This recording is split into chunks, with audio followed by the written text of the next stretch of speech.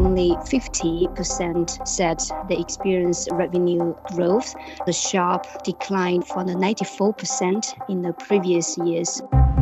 Most of the victims are Chinese companies. It's not only about the policies against the Chinese companies. It may have some impacts by the bilateral relations. If the EU were to exercise more strategic autonomy and to do what's in its national interest, national being the whole EU, it may reach slightly different paths. The Chat Lounge. Chat Lounge. Chat Lounge. The Chat Lounge unpacks views and opinions on hot issues in a more casual way.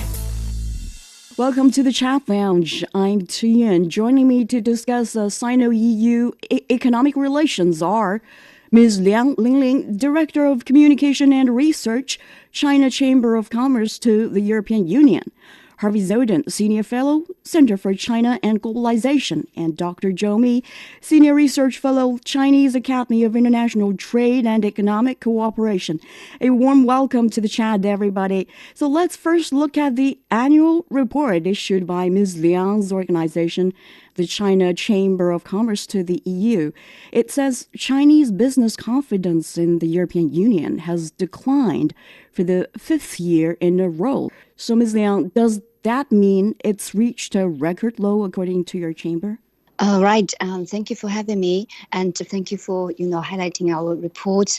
And we have been publishing this annual flagship report on the developments of Chinese enterprises in the EU ever since 2019. And unfortunately, this year the reading of the EU's business environment reached a record low. But actually, usually our report covers basically two parts of the major issues. For instance, one is to focus on the development of the Chinese enterprises in the EU. And this year we observed that our reading showed that approximately 75% of our survey businesses reported stable or improving conditions in 2023. However, only 50% said they experienced revenue growth, and this also the sharp decline from the 94% in the previous years surveyed. As well as that, in contrast, that 23 reported revenue declined, and this is also marked a very notable decrease that in comparison with the previous surveys.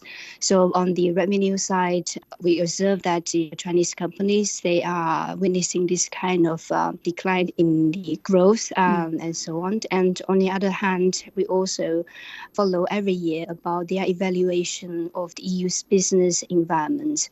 And for this year, that we observe that the uncertainty has emerged as the primary challenge for basically the Chinese enterprises operating across the EU, with 78% of the respondents identifying it as the key characteristic of this year's operation. And rising compliance costs and growing anti-China sentiment are also significant factors affecting the Chinese enterprises in the EU. So in total, that this year, we observed that the reading of the Chinese enterprises' overall evaluation of the EU's business environment now record the lowest in 6 years. Right. It seems Ms. Liang can't wait to tell us all. So we now have a general impression of the situation. Then, Ms. Liang, can you briefly give us some, examples, what the companies surveyed told you about the, I should say, deteriorating business environment there?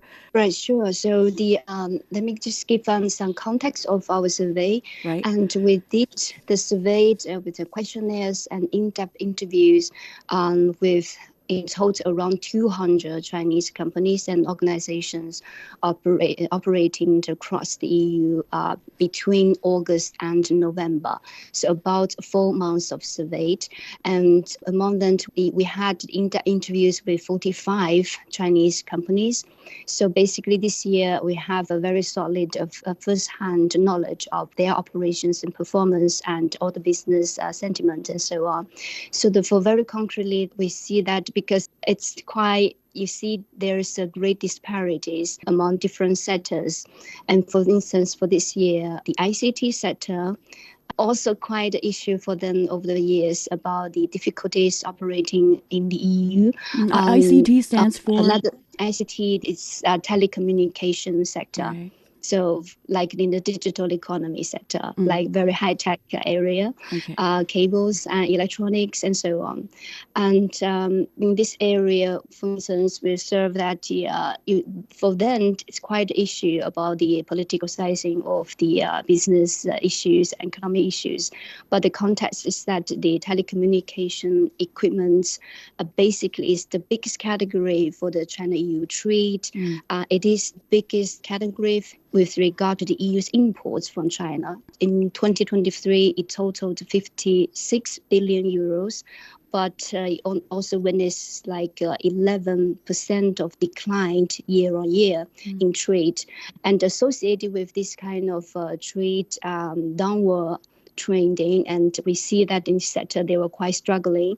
On the other hand, there are, for instance, let me give you a quite small example that the Commission publicly, named the Chinese enterprises as the high-risk vendors in the 5G developments, which really has brought a lot of negative impact on their business development in the EU. And if we could look at the cases this year, and we have seen the ongoing, the anti-subsidy investigation into Chinese electric vehicles, and in the first half of this year, we've seen that 5 consecutive cases under the foreign subsidy regulation, the FSR investigations into Chinese enterprises in the solar panel sector, in the clean tech sector, and so on. So let's say that that's also one of the backgrounds that why this year Chinese enterprises are feeling much more pressure from the policymakers and policies and so on. Right. You said you surveyed some 200 Chinese companies there, but I think according to the statistics from the Commerce Ministry, there are about nearly 3,000 Chinese firms in the EU.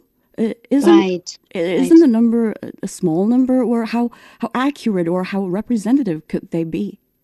I think represent the holistic picture of it because, as I said, the 200 are not only Chinese companies, but also the organizations, namely the chambers of commerce operating across the EU. So, for instance, like chambers of commerce in Germany represent hundreds of Chinese enterprises.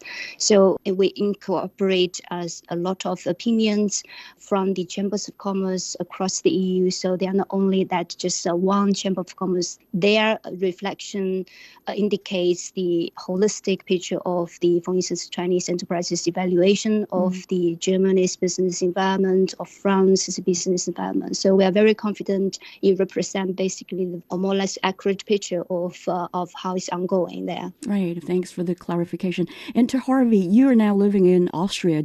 Do you have dealings with Chinese invested companies, and what's your general impression of how they've been faring, especially over the past few years?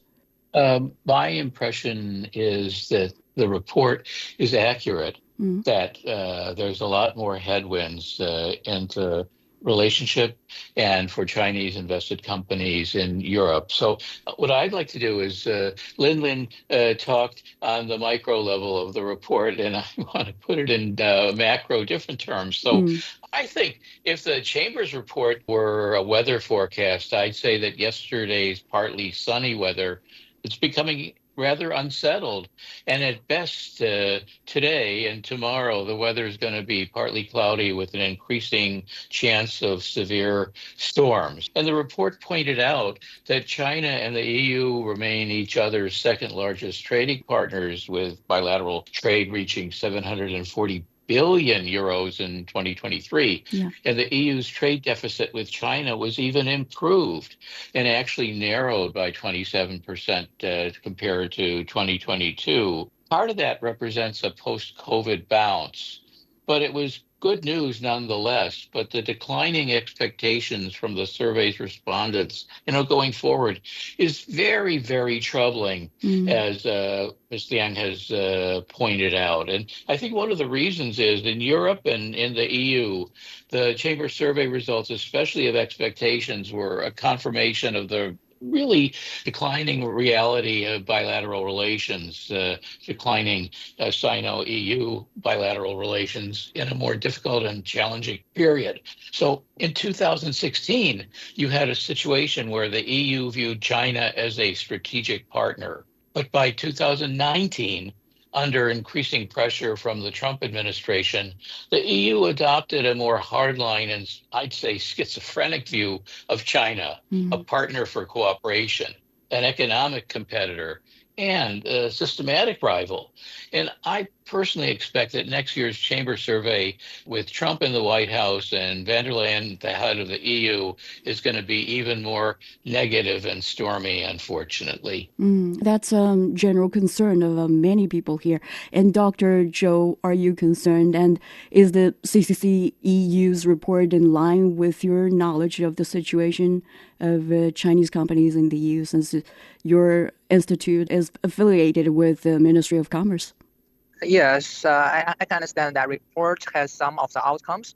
And I can find that the enterprises, especially from China, to invest in the EU are having some worries. I think that's from my point of view that they really are feeling the pressures, and not only by the government. Actually, we see the EU is the economy is under pressure, and the cost of doing business is becoming harder. So with some of the competition of the subsidies by the U.S. government, some companies has moved from EU to United States.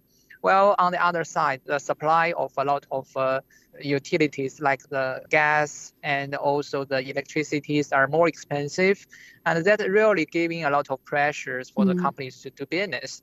So if we are looking at the situation, I can understand totally about their feelings. It's not that good. But compared with many other areas, EU is still a very important market for us to try to make a better use of the resources and also to address the challenges. And also, I want to see that EU is a very good pioneers in a lot of concepts like the green development, like a digital economy. They do have a lot of practices. Well, we see the world is under change. While for the digital economy, there are quite a lot of new tools or new practices are appearing. So the EU is putting more restrictions like the so-called the carbon tariffs on the different products.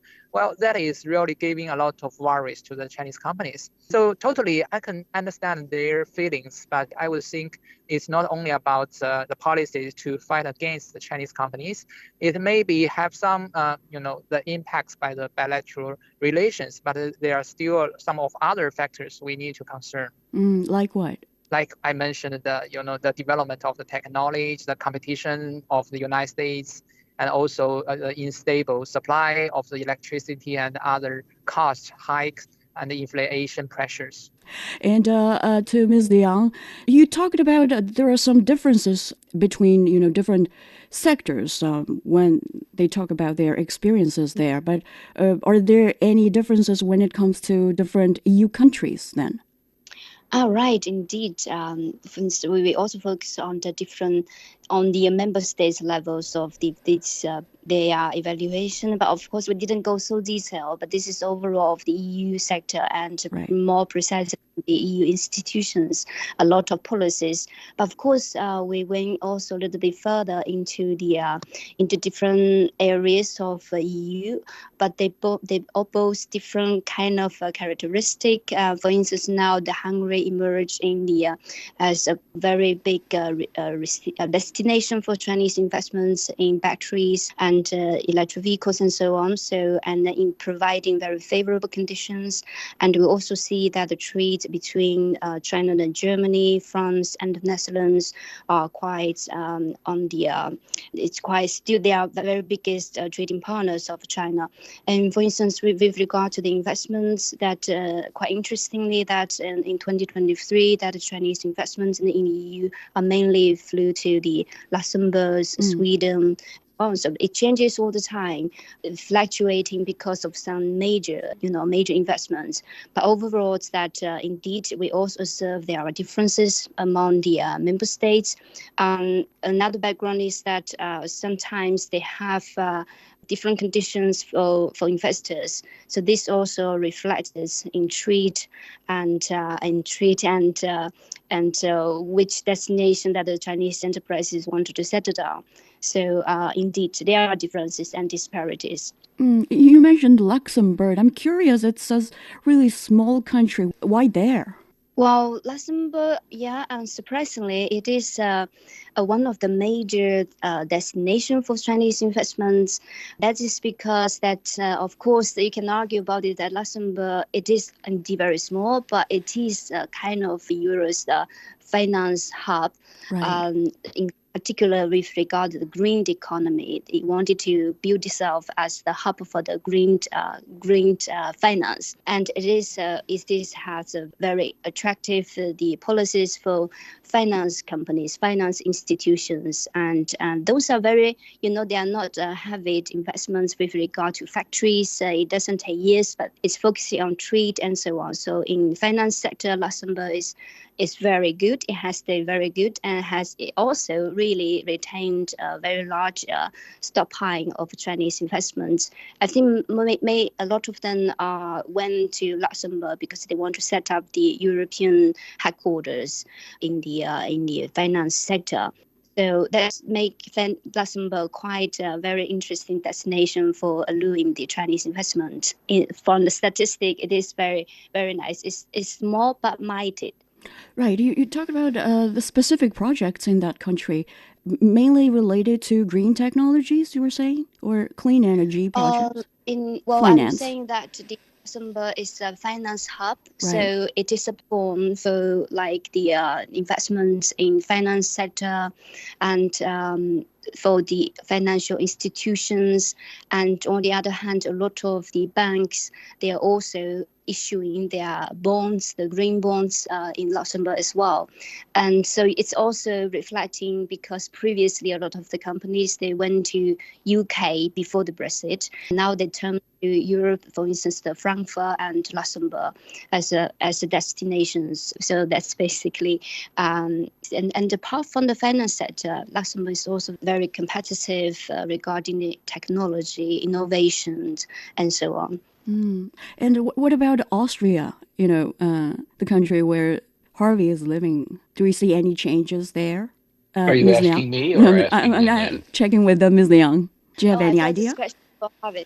Right. Austria, the biggest destination for Chinese investment for years will be Luxembourg, Germany, France, and Spain, and Austria, of course, that represents a very important trading partner for China in the EU as well.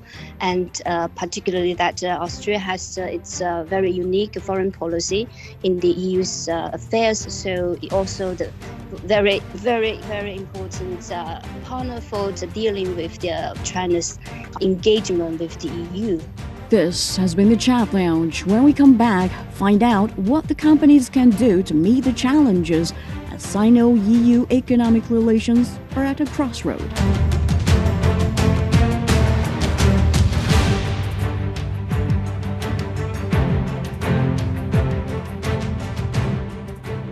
The strong wind was howling and whistling. He was the first Chinese citizen to graduate from Yale University in the mid-19th century. I was born on the 17th of November. She had prominent features. 3 of us were old enough to lend a helping hand. He navigated between 2 vastly different cultures and moved further to realize his dream and promote understanding between the people of China and the United States.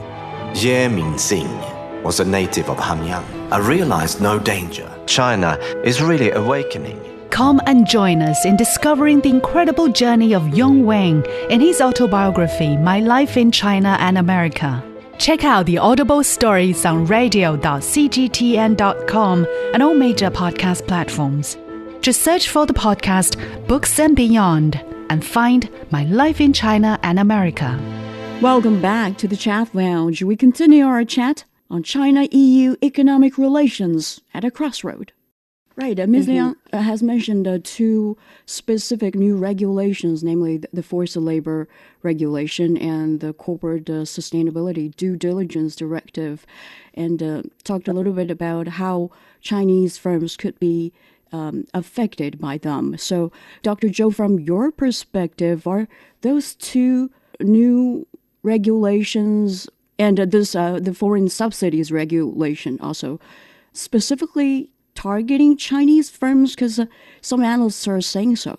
Actually, I don't think it's a kind of very specific country-specific rule. But how can the the biggest people tell? victim could be Chinese firms. Yeah, but how can you tell? Because most of the victims are Chinese companies. So I don't think that is from the appearance it's unfair. It's just try to discriminate, but the effect is discriminate. So actually that is the reason why we are saying that there are so many worries about that practices, because the world has so many changes. When we are looking from just the clauses, the appearance, it seems to be okay. But when we're talking about the real impacts, Chinese companies may suffer more because we are the number one in this regard. So if we are trying to give you another example, it is about the gatekeeper in the digital economy. When the EU is trying to require the gatekeepers of the big platforms of digital economy, they are really trying to perform like the fairness. But the US government will argue it is some specific practices to US companies because they are the biggest apples in this basket. So I would say that it is not very easy to identify whether a practice is good or not, because we should try to combine the practices of these regulations with the situations of the competition in that industry. Like for the green economy, we all know that the green economy is a very good thing. But how can we try to make it fair and try not to discriminate the latecomer? It is really a problem that we have to do these things in the global level instead of just looking from the EU side or from the European side. And we've heard a lot about how the current situation are going probably worse for some Chinese companies there. But obviously, there are some Chinese companies still saying they are not affected by the challenges. And there were companies, I think Ms. Liang just mentioned 75% of them reported improving conditions in terms of revenue growth and profitability. So let's talk a little bit about them. Who are they and what have they done right to dissolve the challenges? Well, that's a very good question. I mean, yeah, of course that because our survey in the end is integrated, so we cannot go very detailed in which company submit that they register positive growth. Okay. But we can have an overview of it that basically we will say in the SME, the small and medium sectors, they're less affected by the policies and so on. And because a lot of the major policies that are targeting the giant companies, giant multinationals, and those are companies are under greater pressure, according to our observation. And in the second sector, which last year, in our survey registered, these growths are from the financial sector. And they reported their revenue and profit grew in 2023. So that's quite upbeat news in comparison with other sectors like ICT and clean tech sector. So finance sector and SME, I would say they are registered more positive readings in our survey. So, Dr. Zhou, are you surprised there? Actually, I'm not so surprised about that the situation, as we know that EU is made of a lot of individual members, and all these countries are different. So they are also a very important country with small and medium-sized enterprises like Italy.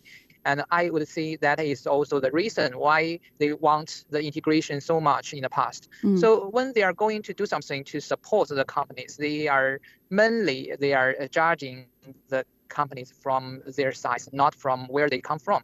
So as for the kind of common policies of the EU, they are trying to give some support to the weaker part of the EU members and also the companies. So the SMEs are getting better treatment compared with the larger companies. Well, on the other side, the SMEs are not so threatening. So the people are trying to connecting them with more about the jobs creation and taxes and exports instead of just the national security or other issues of the threat. So I think that is a kind of a very common practice, not only in EU, but also in other countries, because when the companies has grown bigger enough, they are treated as very important stakeholders. They have more taxes. They have to do more about the CSR, the corporate social responsibilities. And I think that is really our common practices. So we can try to address these challenges by better communications with different stakeholders and providing the companies with more certain environment and trying to teach them that we should look at these areas or these challenges in the different angles and trying to also think from the government side, what they are really want and what are the really targets on these practices. Is there something to reduce the competition or trying to give a better support to the development of the economy? If it is anti-competition, if it is trying to interfere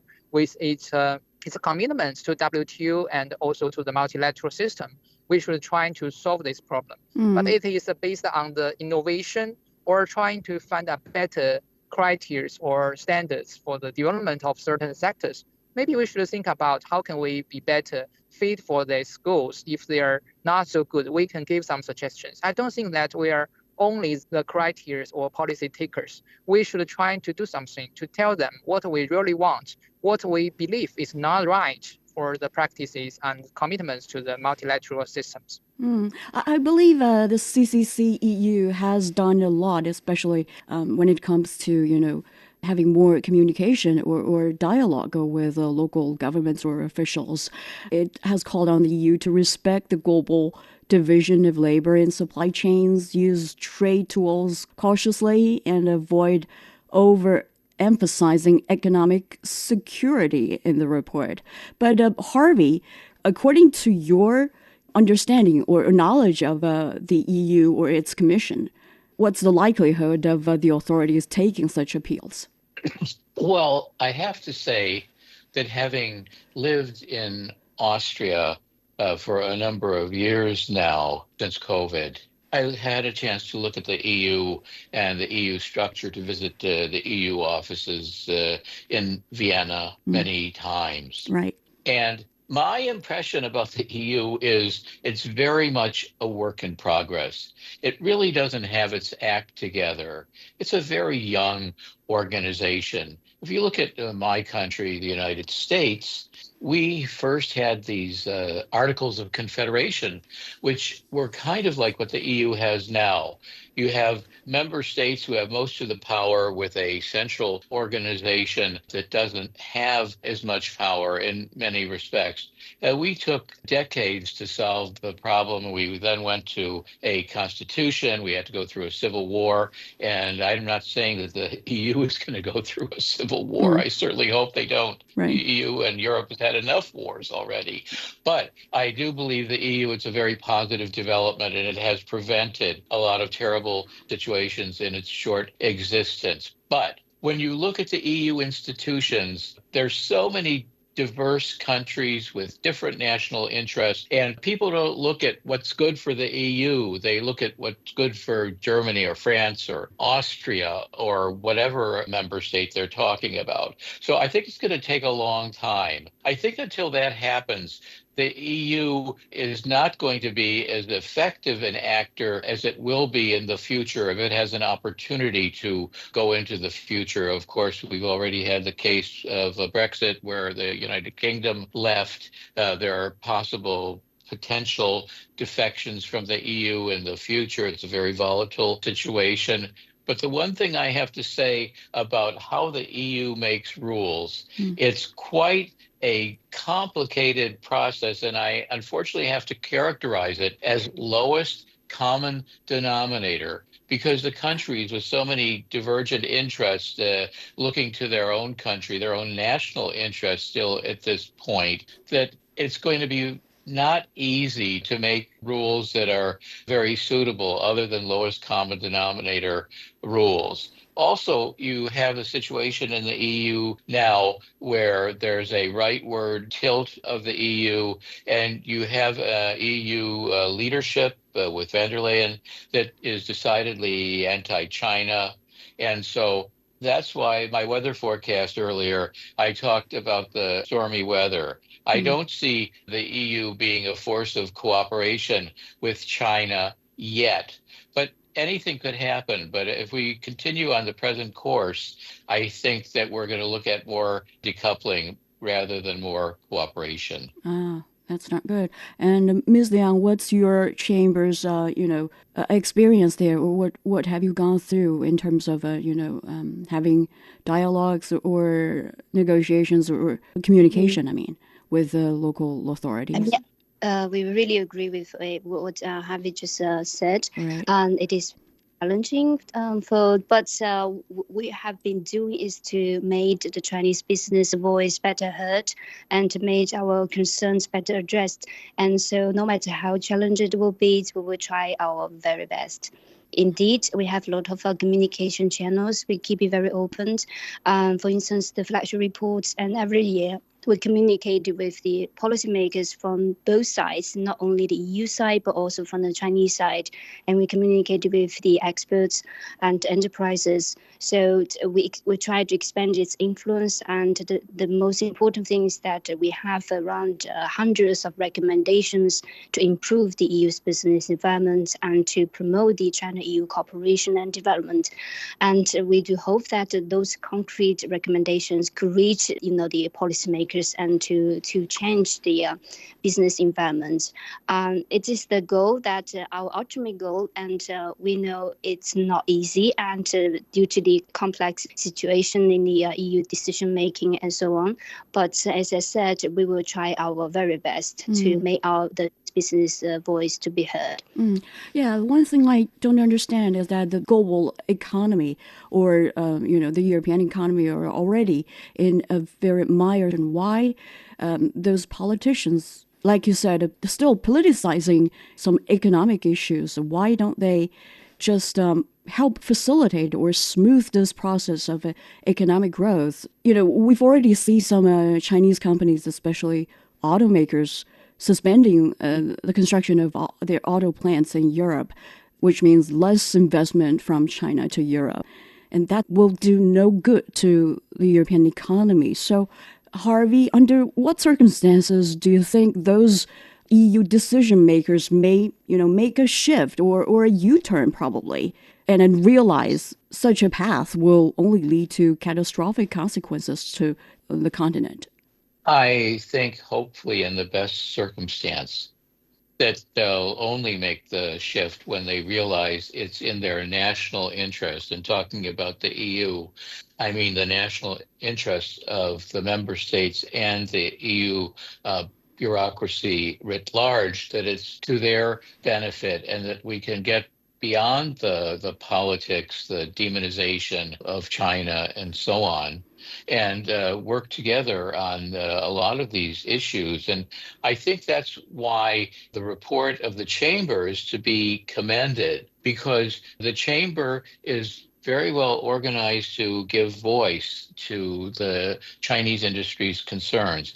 And one thing I have to say about the EU is one thing they do very well, although they may not listen all the time, is they're very good at soliciting input from stakeholders. And clearly, Chinese companies that do business in EU, and actually for EU companies that do business in China, they're also stakeholders in this situation. So the Chamber, by making these annual reports and the other reports that they do, provide a tremendously positive amount of useful information to the EU, because the EU depends on information, and really sometimes the information becomes a war in itself. So who has the better information, who can make it more understandable, and so on. So I believe as the Chamber and other Chinese organizations, for example, go forward in interacting with the EU and making the economic arguments and showing that certain situations can be win-win as opposed to zero sum, that will all be better off. But I'm afraid at the moment we're in the zero sum game and not in the win-win game, because the politics of Europe and of the EU member states are such that we're in a kind of a trade war. And it would be better if market forces could work and that different countries could do the things that they do best, and that the market could be more efficient as opposed to imposing all these tariffs and all these things that don't bode well for our future. I mean, you only have to look back at history and look at the century ago in America with our tariffs, with Smoot-Hawley tariff and so on. It ruined the globe. It ruined the country. It caused a world war.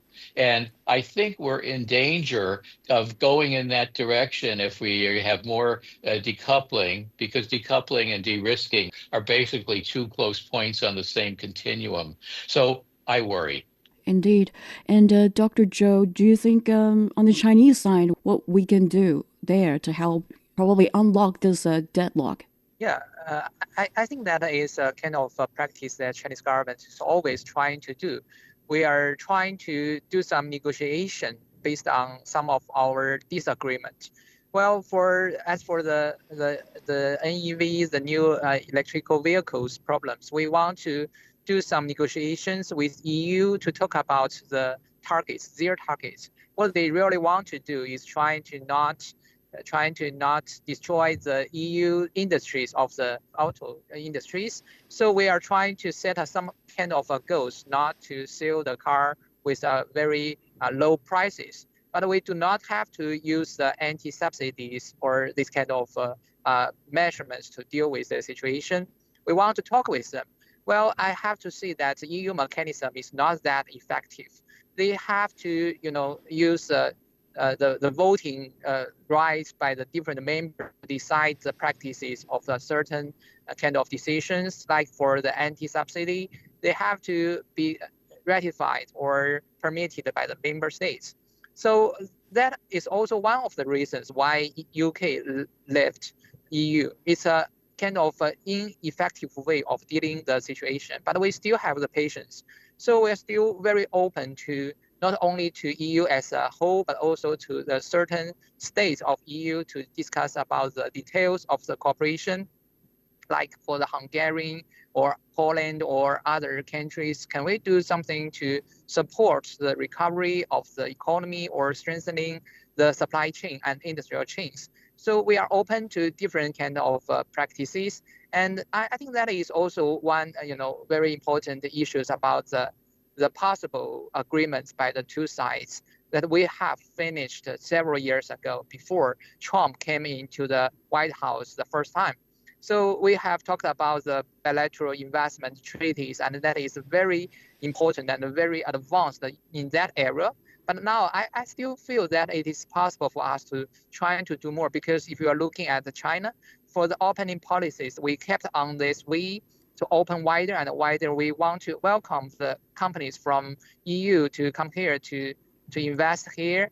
And on the contrary, I think that it is natural for us to think about what we can do to support the EU by the investment. Actually, there are so many wide areas of cooperation, like the infrastructures, like even for the rules of the digital economies. We do have so many platforms and opportunities. The Chat Lounge. The Chat Lounge unpacks views and opinions on hot issues in a more casual way. You said China has committed that it's going to be more open to outside investors, but it seems it's not something some of the European Chamber of Commerce member companies would agree. In September, the EU Chamber of Commerce in China issued an annual European Business in China position paper, warning European business confidence in China is at an all-time low. So it seems, companies from both sides are struggling in each other's market. So people are saying, why not just withdraw from each other's market? And do you think that's, possible scenario, Dr. Zhou? Yeah, I would say that is, like I just mentioned at the beginning, that when we're talking about the practices, we need to understand that the reason why the governments are trying to do more policies or regulation. First of all, it is under change. We're evolving very quickly. I mean, for the technology, for the mode of doing businesses, they are growing very fast, and we have to adapt to these new scenarios. Like for the digital economy, we didn't have that before, but now we're having some of them, and it is impacting our practices a lot. So we need to practice more regulations, and that is one way why we can understand the governments are trying to be more cautious about the possible negative impacts for the economy. They are publishing some more policies. And the second, I want to say it is also for the safeguard by themselves, because we know the world is under so many uncertainties, and the fight between different countries are becoming more tensioned. And I think that is also the reason why the governments are trying to do more regulations to protect the benefits of the economy. But I have to say, on the for the direction of openness, Chinese companies are facing more practices by the EU when are trying to limit the abilities of the Chinese companies. But when we're talking about Chinese government practices, they are trying to have a better openness, and that is the direction. Maybe I can also understand that feeling of the EU from another aspect, because we are seeing that the Chinese companies are competing very hard in Chinese market. So the EU companies are feeling not so competitive here. So that is also the reason why they want to do more to comply for that. And I believe that is also something that we should try to address in the future practices, and also some of the rules making for the decision makers. I'm talking about the future outlook of Sino-EU economic and trade relations, the whole bilateral economic relations, given, the low confidence on both sides in each other's market. Dr. Zhou, are we going to see the beginning of companies quitting each other's market in large numbers? I hope not, because, for both sides, the multinational companies are a really important part of the economy for both sides. So we hope that we can strengthen the cooperation. But I have to say that in such an uncertain world, it is very important for the practices of the enterprises. The good examples are very important, but the bad examples are not so good. So we should try to create a better atmosphere while also set up certain good examples to let the other companies to believe that we will have a better environment for the businesses and for the investment. Yeah, right. It's hopeful that, the economic relations of both sides wouldn't deteriorate that fast, at least. But what's the situation on the ground in the EU market, Ms. Liang? I mean, we did have this kind of concern in previous years surveyed that worry that if their evaluation of the EU's business environment is very gloomy, what would they have done? But in reality, I mean, even though that the business confidence may reach the record low, but in reality that it is very costly to fully withdraw from the specific market, in particular if you already have your footprint in it. Mm-hmm. So it's very costly to withdraw from the market. So this is one thing. And secondly, of course, we also ask the long-term outlook expert of the outlook of the EU markets from in our survey. And now we have very kind of rosy reading. For instance, like about 21% of our respondents consider the EU as their most important market outside of China, right. And with 66% expecting the EU's market's strategic importance to grow in the next 1 to 3 years. So let's say that the importance of the EU market for the Chinese companies, in particular their overseas expansion, has been on the rise. So we are not very worried that they will be quitting the European market in the very large number. Right. But we've seen Jens Eskelund, I think head of the EU Chamber of Commerce in China, warning a China-Europe trade war is unavoidable on current trends because, there are a lot of negotiations underway, but it seems it's quite lengthy and there is no, in the foreseeable future, people can see little hope that the whole thing or the whole situation can be settled. So, Harvey, how likely is that to happen? A trade war between the two sides? Well, unfortunately, anything is possible. And with Donald Trump being inaugurated for his second term in a very short time, anything can go, because the one thing we know about Trump is that he is unpredictable. And so all we can predict is more unpredictability. And it could go either way. And it will impact what happens with the EU, because the EU itself is basically more or less a lapdog of the United States. And the question for the future is, it's a political question, not an economic question. Indeed. When and if the EU will exercise more strategic autonomy in doing what's good for the EU as opposed to what is good for only the U.S. or for what the U.S. says. So I think the EU will have to come to a fork in the road and make a decision. It's not the case of one of our great manglers of the English language, Yogi Berra, who talked a lot in malaprops, said things that made no sense. And he said, if you come to the fork in the road, take it. Well, that's an impossibility because you have to take one path or another. And so I believe if the EU were to exercise more strategic autonomy and to do what's its national interest, national being the whole EU, and that it may reach slightly different paths, and couple that with more and more dialogue between China and the EU, I think that we can reach solutions that are win-win. For example, if you take this situation with automobiles, so there's a lot of negotiations going on NEVs, and there should be. And maybe a decent agreement could be reached where there's a floor on the pricing of Chinese vehicles, maybe on the number of vehicles that are coming into EU, that there could be some kind of an accommodation. And by the same token, if you look at solar energy, where China is the leader, agreements could be done there as well.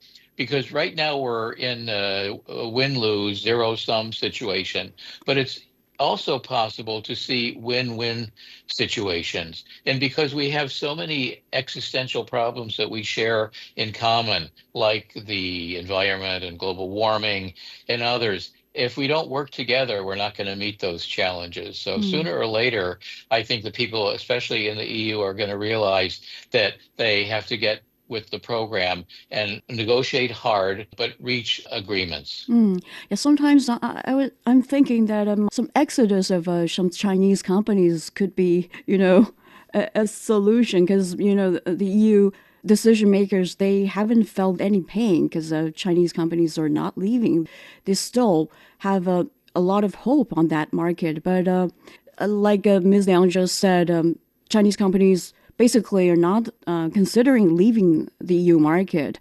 So, Ms. Liang, what kind of suggestions would you have for those Chinese companies that are experiencing this kind of pain themselves? How are they going to meet this kind of challenges, which could be increasing in the future, like Harvey just mentioned?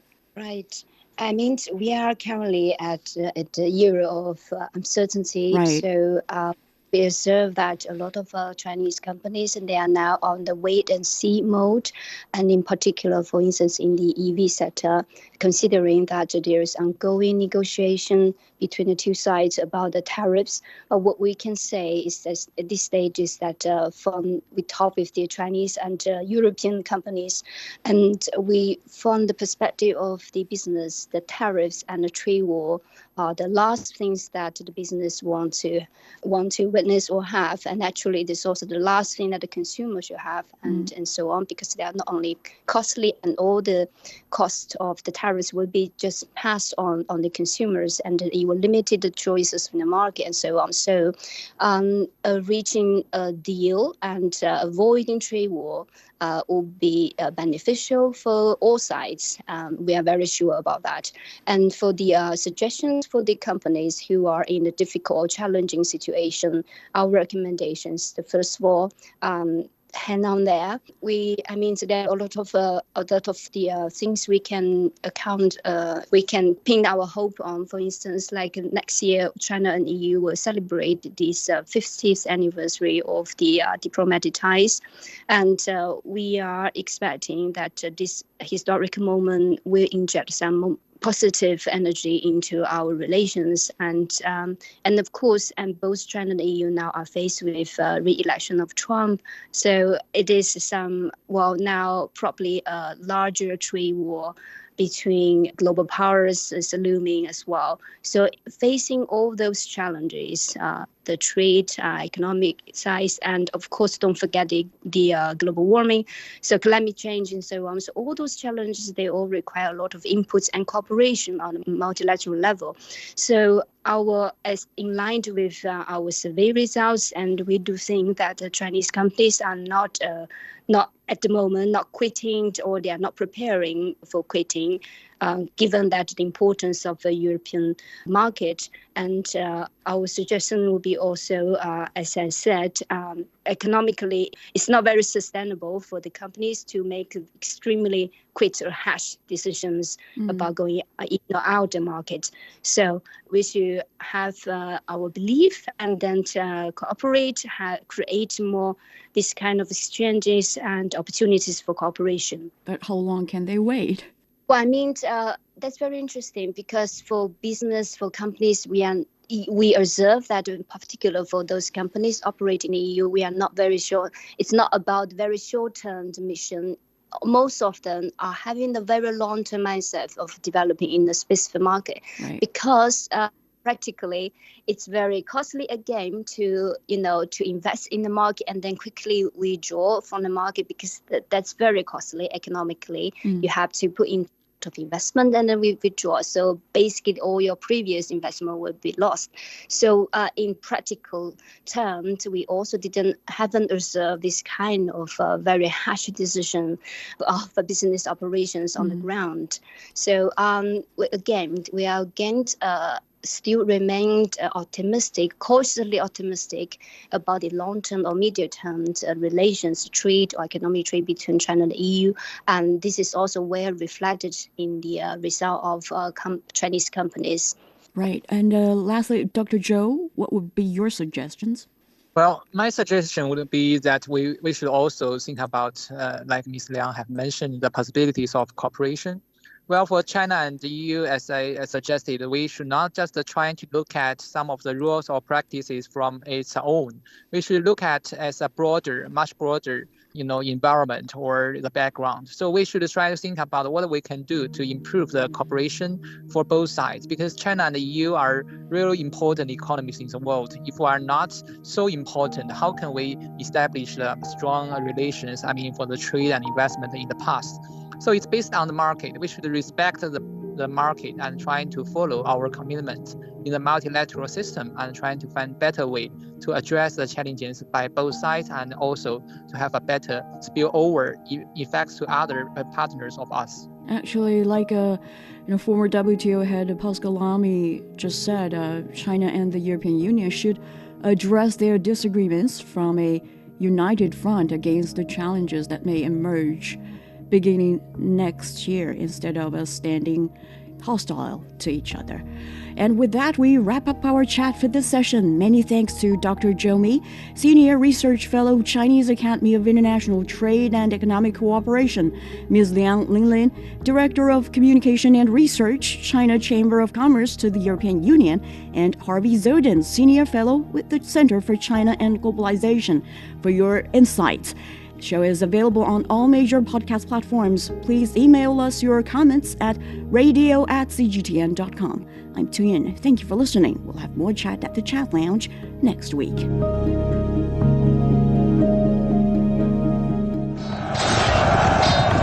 The best military commander is not he who fights 100 battles and wins every one of them. The best military strategy does not lead to the desiccation of the enemy's capital city.